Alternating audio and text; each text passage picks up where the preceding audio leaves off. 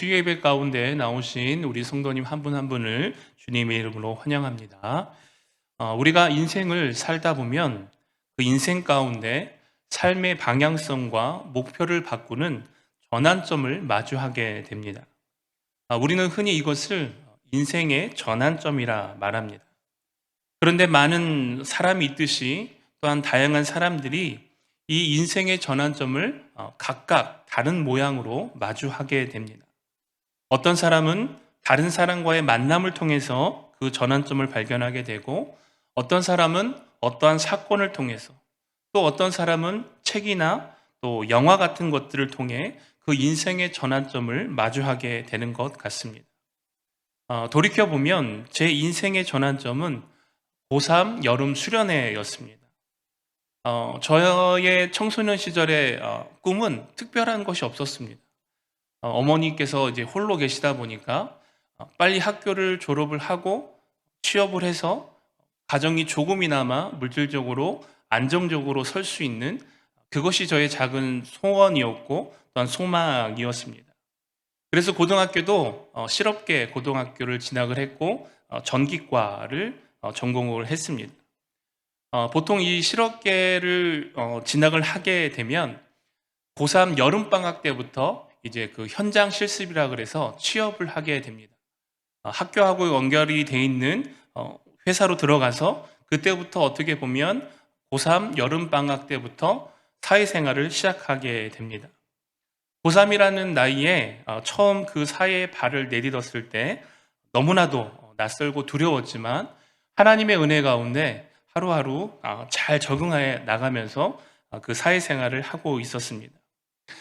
그런데 이 여름방학과 동시에 취업을 하다 보니까 한 가지 문제가 생겼습니다.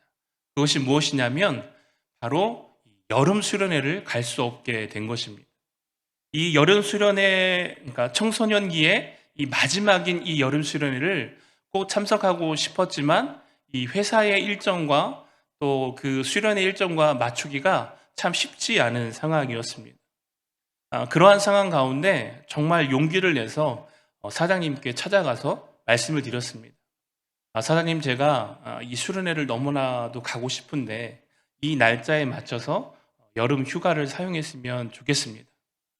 여러분, 근데 이 말을 드리는 게 굉장히 힘들었습니다.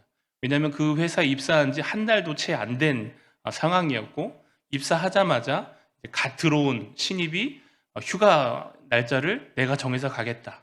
이게 참 쉽지 않은 상황이었습니다. 그런데 흔쾌히 사장님께서 이렇게 대답을 하시더라고요. 급하게 납품해야 될 물건이 있는데 그것을 밤을 새서라도 납품 일자에 맞추면 그 휴가 날짜에 맞춰서 보내주겠다. 그때부터 제가 2주 동안 야근을 했습니다. 혼자 밤을 새면서 기계를 돌리는 그 상황 가운데 그러한 상황이 전혀 힘들거나 어려움으로 당한 것이 아니라 도리어 기쁜 마음으로 다가왔습니다.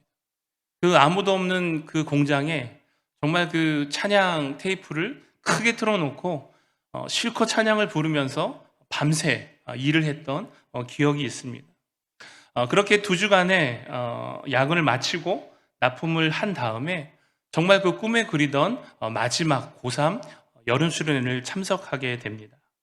그리고 그 여름 수련회를 참석을 해서 그 여름 수련회 기간 동안 있었던 프로그램 가운데 한 가지 프로그램을 통해서 저의 인생의 전환점을 마주하게 됩니다. 그것이 무엇이냐면 미국 호산나 인터그리티라고 하는 그 워십 앨범을 제작하는 회사가 있습니다. 거기에 보면 이 대표적인 예배 인도자로 로케로니 목사님이 계시고, 또 우리가 알고 있는 돈모엔 목사님도 이제 그 회사에 소속되어 있는 분인데, 그 로케로니 목사님께서 예배 인도하시는 그 집회 실황 영상을 보게 됐습니다.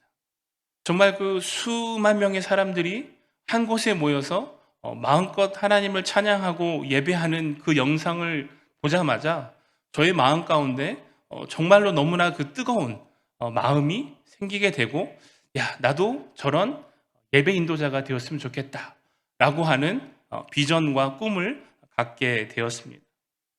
그래서 어찌 보면 그 고3 여름 수련회 그 기간이 저에게 없었다라면 제가 이 자리에 서 있지는 않을 것 같습니다. 여러분, 이처럼 누구나 인생 가운데 그 인생의 방향성과 또한 그 목표를 바뀌게 되는 그 인생의 전환점을 마주하게 됩니다. 오늘 우리가 살펴보고자 하는 이 베드로는 예수님과의 만남이 그의 인생의 전환점이 되었다라는 사실입니다.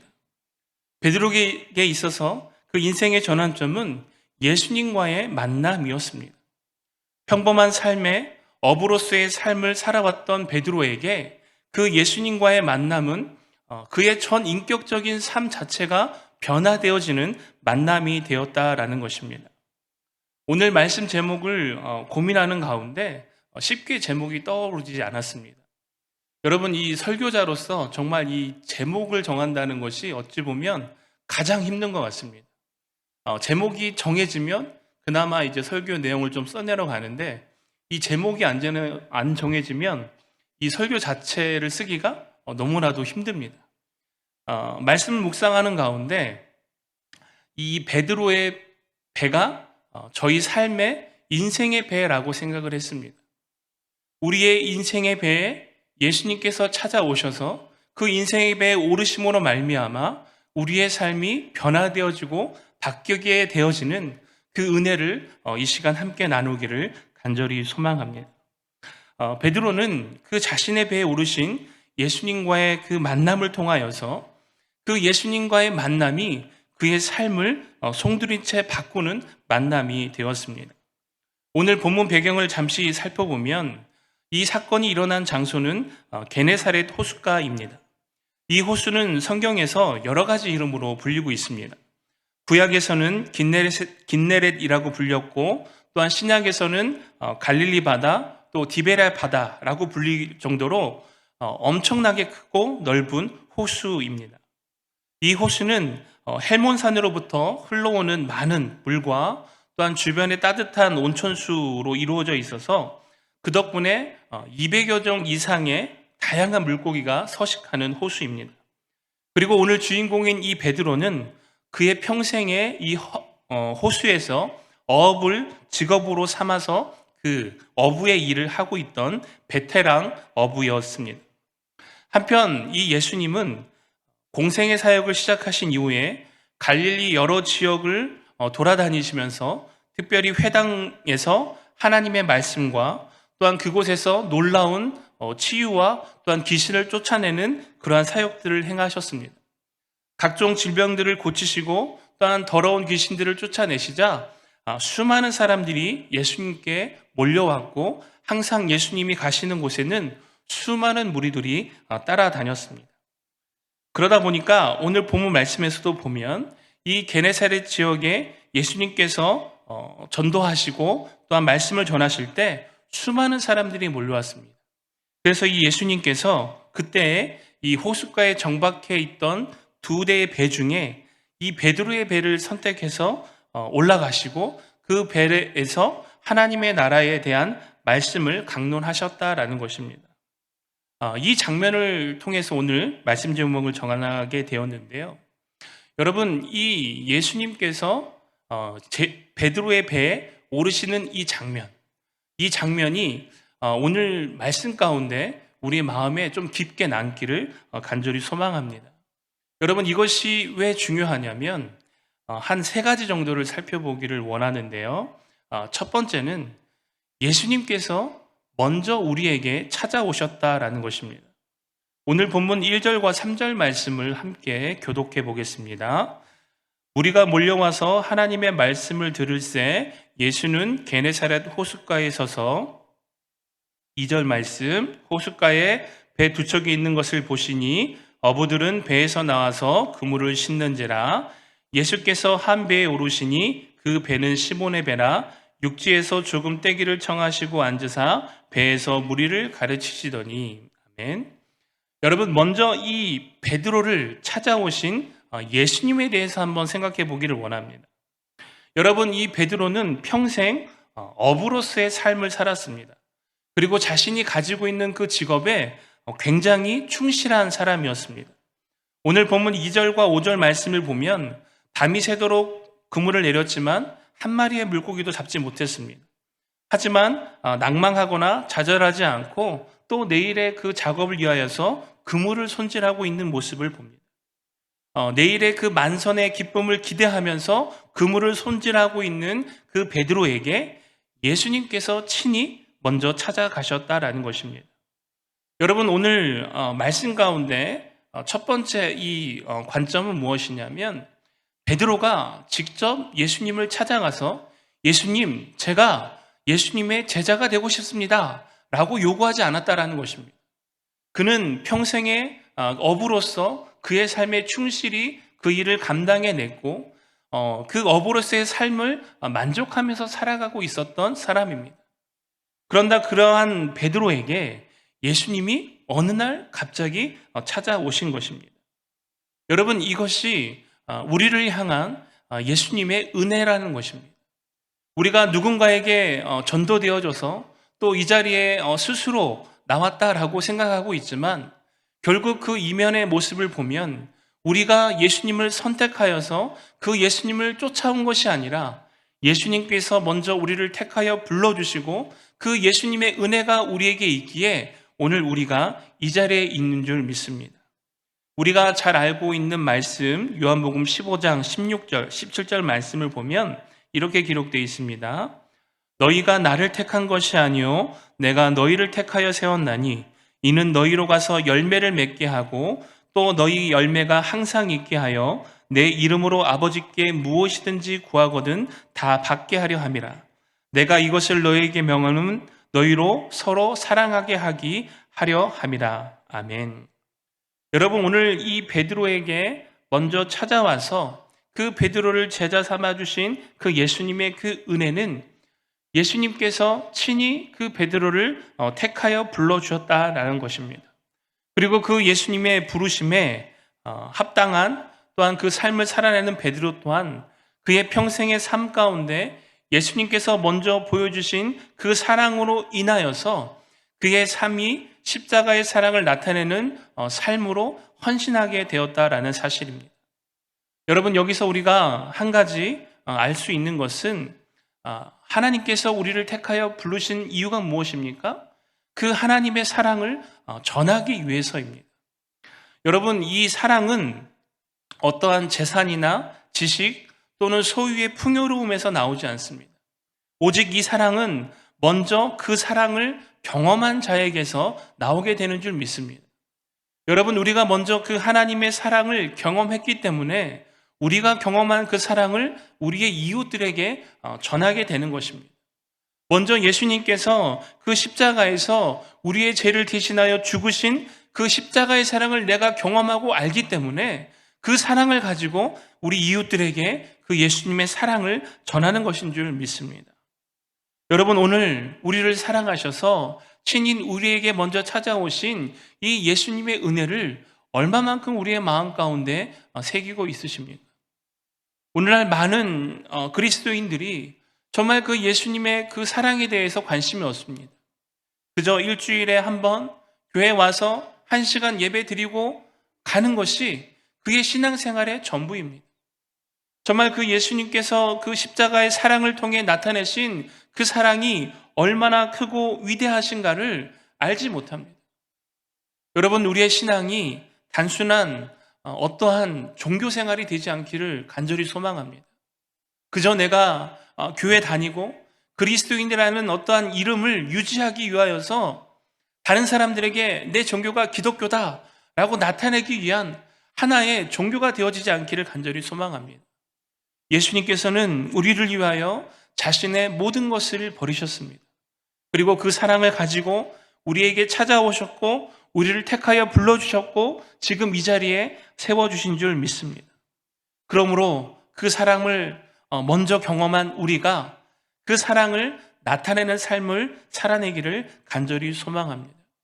오늘 이 베드로는 자신에게 찾아오신 이 예수님의 사랑을 경험했습니다. 정말 그가 연약함 가운데 예수님을 부인했지만 그럼에도 끝까지 그 베드로를 다시 찾아오셔서 예수님의 제자 삼아 주시고 그 예수님의 양을 맡김으로 말미암아 그 베드로가 평생에 예수님을 위하여 헌신할 수 있는 그 큰 사랑을 보여주셨다라는 것입니다. 바라는 것은 오늘 이 예수님의 사랑, 우리에게 먼저 찾아오신 이 예수 그리스도의 십자가의 사랑이 경험되어지는 은혜가 있기를 주님의 이름으로 축원합니다. 두 번째는 예수 그리스도를 발견하게 하신다라는 것입니다. 오늘 본문 4절과 9절 말씀을 함께 교독하겠습니다. 말씀을 마치시고 시몬에게 이르시되 깊은 데로 가서 그물을 내려 고기를 잡으라.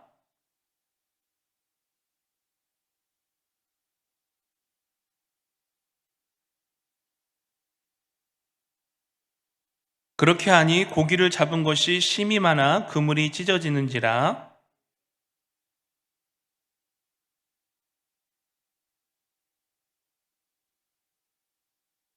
시몬 베드로가 이를 보고 예수의 무릎 아래 엎드려 이르되 주여 나를 떠나소서 나는 죄인이로소이다 하니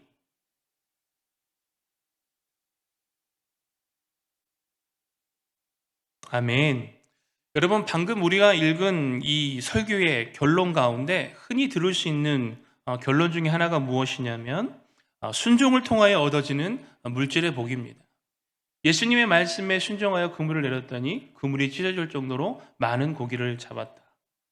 여러분 물론 그 순종을 통해 하나님께서 베푸시는 물질의 복과 그 은혜가 있습니다. 저 또한 이것을 부정하진 않습니다. 그러나 오늘 본문의 핵심은 그물이 찢어지도록 고기를 많이 잡은 것에 있지 않다고 생각합니다. 여러분 방금 읽은 본문의 핵심은 무엇이냐면 베드로의 자기 부정입니다. 그리고 그 베드로의 자기 부정은 곧 구원자이신 예수 그리스도를 발견하는 그 은혜의 첫걸음이 되었다라는 것입니다. 여러분 이 기독교에서 말하는 자기 부정과 세상에서 말하는 자기 부정이 조금은 그 의미가 다릅니다. 세상에서 말하고 있는 이 자기 부정은 그 끝이 금욕주의로 갑니다.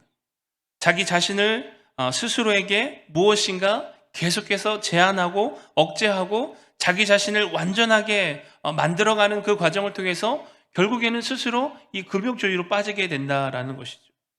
그러나 이 기독교의 자기 부정은 그 핵심 가운데 예수 그리스도가 있습니다. 마태복음 16장 24절 25절 말씀을 보면 이에 예수께서 제자들에게 이르시되 누구든지 나를 따르려거든 자기를 부인하고 자기 십자가를 지고 나를 따를 것이니라. 누구든지 제 목숨을 구원하고자 하면 잃을 것이요 누구든지 나를 위하여 제 목숨을 잃으면 찾으리라. 아멘. 여러분 방금 읽은 말씀을 통해 예수님을 따른다는 것이 결국 무엇입니까? 내 안에 내가 죽고 예수께서 사시게 하는 것, 그것이 바로 예수를 따르는 삶이라는 것입니다. 그래서 자신의 목숨을 구원하고자 하면 잃게 되는 것이고 도리어 예수를 위하여 자기 목숨을 내어놓는 삶을 살게 되면 구원에 이르는 은혜를 얻게 된다라는 것입니다. 여러분 오늘 말씀에서 베드로는 그 자신이 평생 어부로서의 삶을 살아오면서 전문적인 지식을 갖고 있었습니다. 여러분 생각해 보시기 바랍니다. 밤을 새서 그물을 내렸습니다. 깊은 곳, 얕은 곳, 그 호수 구석구석 그물을 안 내려봤을까요? 분명히 내려봤을 것입니다. 그런데 예수님께서 깊은 곳에 가서 그물을 내려라 할 때 베드로는 자신이 밤새 수고하고 그동안 자신이 어부로서 알고 있는 그 모든 지식들 다 내려놨습니다. 베드로가 고백하는 것이 무엇입니까? 선생님, 제가 밤을 새서 그물을 던졌지만 선생님 말씀에 의지하여 다시 한번 그물을 내리겠습니다. 여러분 자신의 생각을 내세우지 않았습니다. 그 예수님의 말씀에 자신의 생각을 내려놓고 그 예수님의 말씀에 순종하였을 때 기적을 경험하게 되었다라는 것이죠. 여러분 그런데 그 이후의 반응이 더 중요합니다. 이 기적을 경험하게 된 후에 베드로의 모습이 무엇입니까? 그의 첫 마디는 딱 이겁니다. 주여 나는 죄인입니다. 나를 떠나소서. 여러분 베드로가 이렇게 고백한 이유가 무엇입니까? 가장 가까이에서 예수님께서 하나님의 그 나라에 대한 말씀을 들었을 때 베드로의 마음 가운데 생각했을 것입니다. 이분이 전하는 말씀이 뭔가 다른 사람들과 다르구나. 정말 이분의 입에서 선포되어지는 이 말씀이 세상 사람들이 말하고 있는 그 선생이라고 말하는 사람들이 말하고 있는 그 하나님의 나라의 말씀과는 다르구나 라는 것을 가장 가까이에서 들으면서 깨달았을 것입니다. 그리고 그 말씀을 마치시고 베드로에게 명령하셨을 때 베드로의 마음에 그 예수님에 대한 어떤 것, 무엇을 발견하게 됩니까? 이분은 뭔가 다르다라는 것을 발견하게 되죠.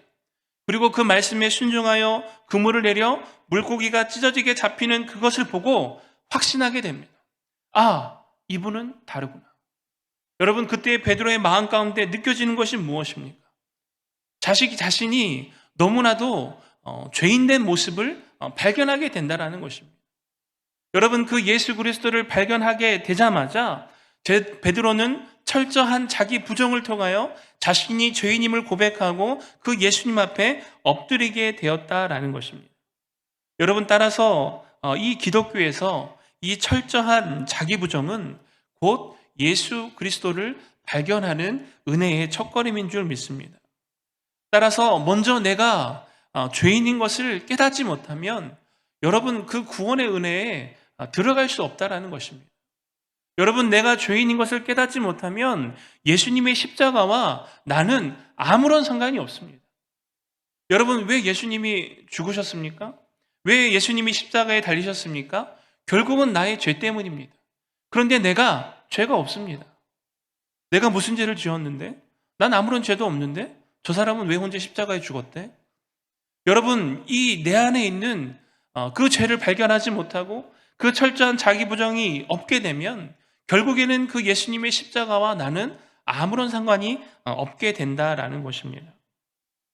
사랑하는 성도 여러분, 바라는 것은 우리가 날마다 말씀을 읽고 또한 말씀을 묵상하고 또 이렇게 나와서 말씀을 들을 때 그 말씀에 비추어져서 내 안에 있는 죄를 발견하시기를 간절히 소망합니다.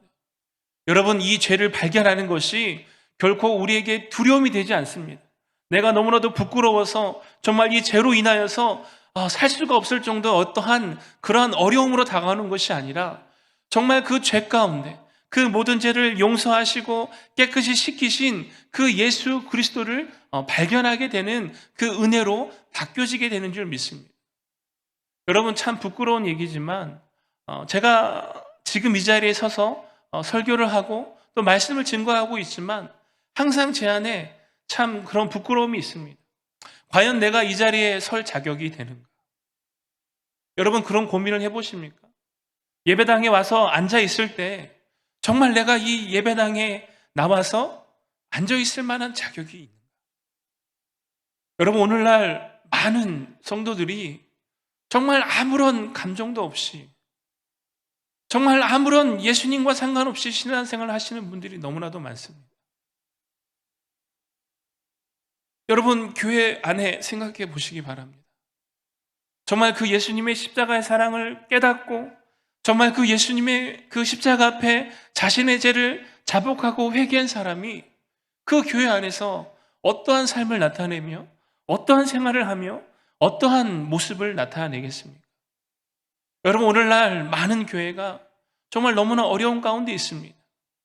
여러분, 이때에 다시 한번 그 교회 가운데 이 예수 그리스도의 십자가를 발견하게 되는 은혜가 있기를 간절히 소망합니다.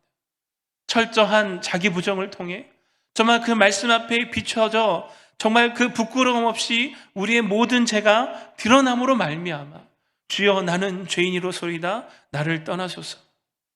예수님께서 오늘 그 십자가의 죄사함의 은혜가 우리의 그 죄의 고백을 통하여 더욱더 우리에게 풍성하게 다가오게 되는 줄 믿습니다.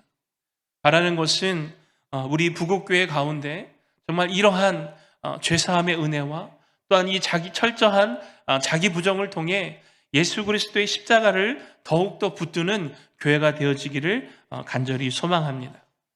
마지막 세 번째는 우리에게 소명을 주신다라는 것입니다. 오늘 본문 10절 11절 말씀을 함께 교독하겠습니다. 세베대의 아들로서 시몬의 동업자인 야고보와 요한도 놀랐음이라.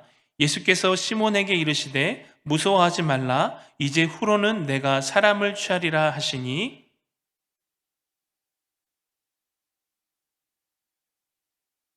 아멘. 여러분, 우리가 소명을 쉽게 이해한다면 하나님의 부르심입니다. 한 단계 조금 더 깊이 들어간다면 무엇을 위한 부르심인가에 대한 것입니다. 흔히 우리가 이 소명에 대하여서 왜곡되어 이해하는 것이 무엇이냐면, 많은 그리스도인들이 특히 어떠한 전도사나 선교사 또는 목사와 성직자 같은 교회 사역자들이 다른 교회 봉사자들보다 더 높은 부르심을 받은 것이라고 왜곡하여 이해한다라는 것입니다. 여러분, 성경에 이러한 생각을 뒷받침하는 부분을 찾아보기 힘듭니다. 이러한 생각은 이 중세시대까지 이 수도승이나 또한 수녀들을 종교적인 어떠한 삶의 다른 일반적인 삶보다 더 신성시 여기는 어떠한 관습이 이 개신교 안에도 흘러 들어오게 된 것이죠. 오늘날 거의 모든 교회에서 이 교리를 살펴보면 이 세상을 살아가는 어떠한 그 평범한 일과 또 이 성직자들이 하는 그 모든 일 가운데 하나님 앞에서 보면 그것이 동일한 가치를 지녔다라는 것입니다. 여러분, 이렇게 말씀을 드리는 것이 이제 교회 안에서 이 교육자에 대해서 무시하고 너나 나나 다 똑같은 사람인데 김춘 목사가 그렇게 설교했는데 뭐 그렇게 하냐고 이렇게 말씀드리는 것이 아닙니다. 여러분, 하나님 앞에서 봤을 때 이 소명이라는 것을 우리가 오해하지 말아야 되는 것은 어디 선교사로 나가고 어디에 전도사로 세워지고 목회자로 사역을 하는 그것이 소명이 아니라는 것입니다. 여러분의 삶의 현장에서 하나님께서 그 일을 택하여 불러주셔서 그 일을 감당케 하시는 것, 그래서 그 소명이 나에게 있음으로 말미암아 그 일을 통하여 하나님을 온전히 드러내는 것, 그것이 바로 소명이라는 것입니다. 여러분, 오늘 이 베드로에게 있어서 소명은 무엇입니까? 예수님께서 이 베드로를 택하여 불러주셔서 그에게 소명을 주십니다. 내가 너를 사람 낚는 어부가 되게 하리라. 여러분, 오해하지 말아야 되는 것이 이것입니다. 베드로가 어부이기 때문에 예수님께서 그 어부인 베드로를 택하여서 너를 사람 낚는 어부가 되게 하겠다, 이것이 아니라는 것입니다. 예수님께서 베드로를 사람 낚는 어부로 부르신다면 그에게 무엇을 주신다는 거예요? 어부로서의 그 능력을 감당할 수 있는 은혜를 주신다라는 것입니다. 여러분, 제가 개인적으로는 이 찬양에 대한 은사가 있다라고 생각을 합니다. 여러분, 이 찬양에 대한 은사가 있는데 제가 찬양 사역자로 세워지기 위해서 넌 찬양을 잘하니까, 노래를 잘하니까 너는 찬양 사역자가 되어야 해, 그러니까 넌 내가 택하여 불렀어, 이 개념이 아니라는 것입니다. 정말 하나님께서 그 일을 위하여 나를 사용하시겠다라고 하면 나에게 무엇을 주신다고요? 그 일을 감당할 수 있는 은혜와 능력을 부어주신다라는 것입니다. 여러분, 그래서 이것을 발견하게 될 때, 이 소명을 발견하게 될 때 내 안에 그것이 원동력이 되는 것입니다. 여러분, 오늘날 많은 청년들이, 제가 또 청년부를 담당하고 있지만 꿈이 없이 살아가는 청년들이 너무나 많습니다. 하고 싶은 게 뭐야? 꿈이 뭐야? 이렇게 물어보면 돌아오는 대답은 하나입니다. 목사님, 잘 모르겠어요. 목사님, 뭘 해야 될지 모르겠습니다. 근데 저도 야, 넌 이걸 해 라고 얘기를 해줄 수 있으면 참 좋겠지만 그렇게 대답을 해줄 수가 없습니다. 그때 함께 이야기 나누는 것은 이것이죠. 정말 그 하나님께서 정말 너에게 그 소명을 발견케 하셔서 정말 그 일을 위해 기쁨으로 정말 그 심장이 뛰며 열심으로 나아갈 수 있는 그 은혜가 있기를 소망한다. 목사님도 함께 기도할게요. 여러분, 하나님께서 여러분에게 주신 소명은 무엇입니까? 정말 그 일을 생각할 때마다 너무나도 가슴이 두근거리고, 정말 그 일을 생각할 때마다 그 하나님의 그 나라가 확장되어지고 그 하나님의 일을 감당한다라는 것이 내 안에 얼마만큼 기쁨으로 다가오고 계십니까? 제가 아까 고3 수련회 때 예배 인도자로서의 그 꿈과 비전을 품었다고 말씀을 드렸지 않습니까? 여러분 23년이 흘렀습니다. 그때로부터. 그런데 23년이 흐른 지금도 기타를 메고 이 앞에 서면 설레입니다. 기타를 메고 이 앞에 서서 찬양을 부르면 그것이 너무나도 나에게 기쁨이 되어지고 행복이 되어집니다. 하나님께서 나에게 주신 소명이라고 생각을 합니다. 여러분, 이처럼 여러분의 가슴을 뛰게 하고 정말 여러분의 그 마음 가운데 그 일을 생각하면 너무나도 주체할 수 없는 그 기쁜 마음으로 일할 수 있는 그 소명이 무엇입니까? 여러분, 그 소명을 발견하기를 간절히 소망합니다.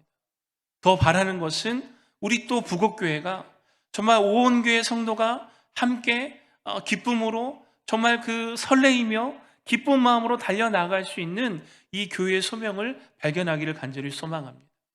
제자 되고 제자 삼는 교회. 여러분, 우리가 먼저 제자가 되어야 합니다.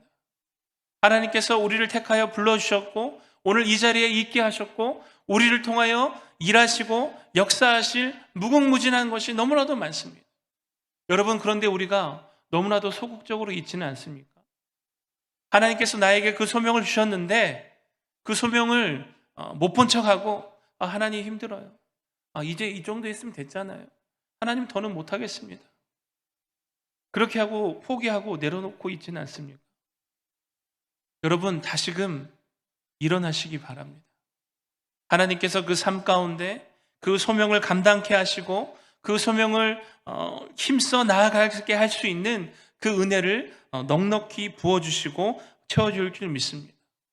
여러분, 그래서 정말 우리가 남아있는 2021년 이 한 해를 더욱더 이 하나님의 힘주심과 능력주심 가운데 열심으로 달려나가기를 간절히 소망합니다. 말씀을 이제 마치면서 여러분, 오늘 말씀 제목과 같이 내 인생의 배에 오르신 그 예수님을 만나시고 발견하시기를 간절히 소망합니다.